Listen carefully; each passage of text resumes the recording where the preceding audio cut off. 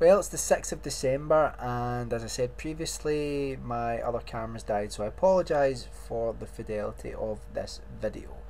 Anyway, the 6th entry in my 24 Ghost Stories for Christmas is can't even speak, What Was It by Fitz-James O'Brien. This is a short story.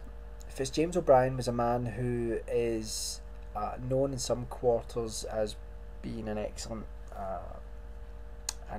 writer of short stories. Many people compare him to Poe, not quite to that level, but he was very much influenced by him.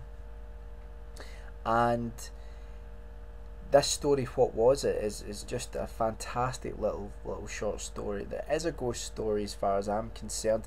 But what we're talking about here is actually a radio version of it. We're talking about a radio adaptation which was made for a radio program called Haunted. Now I'm going to leave a link to the radio program.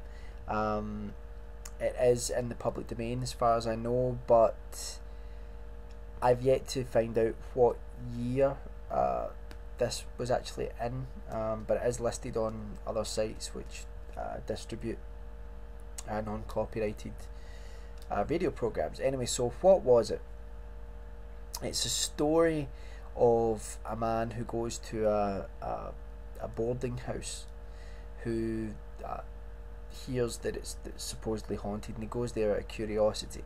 And while he's there, he meets another man who's also staying there, and they get to know each other. They sort of strike up a sort of casual friendship, and eventually what happens is that one of them realizes that the other smokes opium.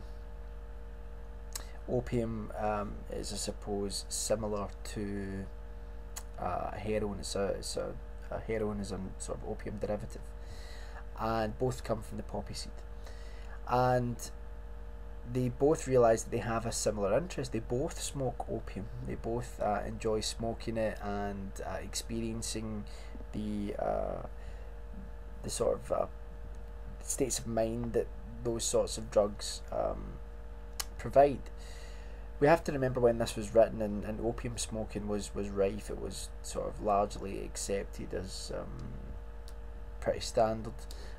People think that we have a heroin epidemic now, and we do, but it's nothing compared to what it was in the past with opium.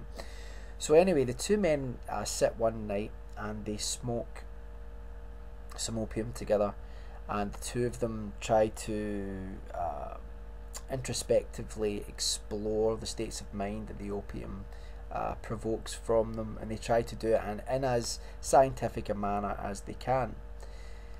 When they both go to bed, not the same bed, the way I said that, when they both go back to their rooms, one of the men wakes up, and he wakes up with hands round his neck, and he's being strangled by these cold, small, clammy, gaunt hands.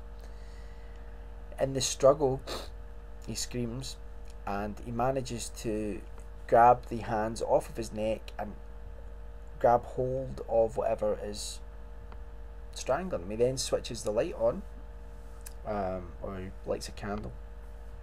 Switching a light on would be, yeah, there was no electricity. And all he can hear is the breathing of this creature, but he can't see it. He doesn't know what it is. And his friend ends up coming into the room, and they both sit and try to figure out what this thing is. That's the idea of the story. What was it? It's, some people would say it's not a ghost story because there's a question as to whether this thing is a spirit or whether it's some sort of ghoul, whether it's something that always lurks near humanity and we never really quite get to see what it is. So there is the question of whether it's a true ghost story or not. But I think it is. I would put it down as a ghost story. I mean, there are some ghost stories which, for example, The Open Window. It's probably a spoiler if you've never read The Open Window. But you know, it has a comical ending to it where there are no ghosts. So, but yeah, it's still a ghost story. So I think you can have something that has an ending or a conclusion which doesn't quite suggest that it is a ghost, but it's really up to you to decide whether what it is, and that's the whole idea of the title of the story. What was it? The radio production is excellent. The whole opium smoking thing sort of caught me off guard when I was listening to it, but it's really well done. What I would say, the only place that it suffers is the moment when the man is being strangled and he starts to describe for the audience what's happening to himself, kind of like the Nick Cage school of acting from The Wicker Man, where he starts going, "The bees, I'm being stung, the bees are stinging me, now they're in my eyes," describing everything that's happening.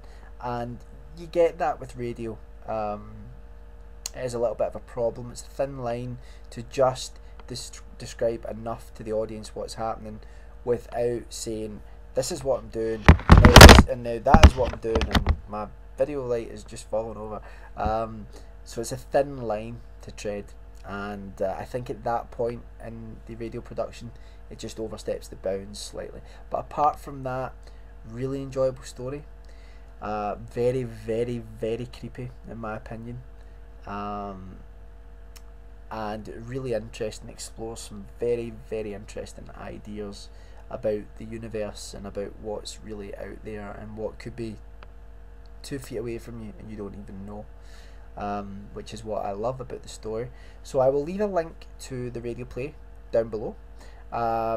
It most probably will be on the Monster Club, which is a website I talked about a while ago. I'll leave a link to it, but what you'll need to do is you'll need to register on the website. It's nothing dodgy, trust me. All you do is you give your email address and they send you a password. That's it. Just like registering for a forum really. And then once you've got that password, you never log in. You just click on any of the radio programs that you want to listen to, and you just put in the password and you can download it. And there's some incredible radio programs on that website, but I'll leave a link below. I will also leave a link to the short story, and you can read that as well if you would rather do that. So that is the 6th of December. That is James Fitz O'Brien, or the other way around, Fitz-James O'Brien. I'm doing well with this. I'm having a bad night. Fitz-James O'Brien, and I think it was 1859 was when the story was originally written. The story, what was it? So I will be back tomorrow, hopefully more concise. Well, I say I'll be back tomorrow. Hopefully I will be, as long as you guys don't mind the fidelity of these videos. Then we'll just continue doing them like this. And yeah, apologies again for that. So I hope you're all having a good Advent or whatever you call it. I don't know. And I'll see you all tomorrow. Bye bye.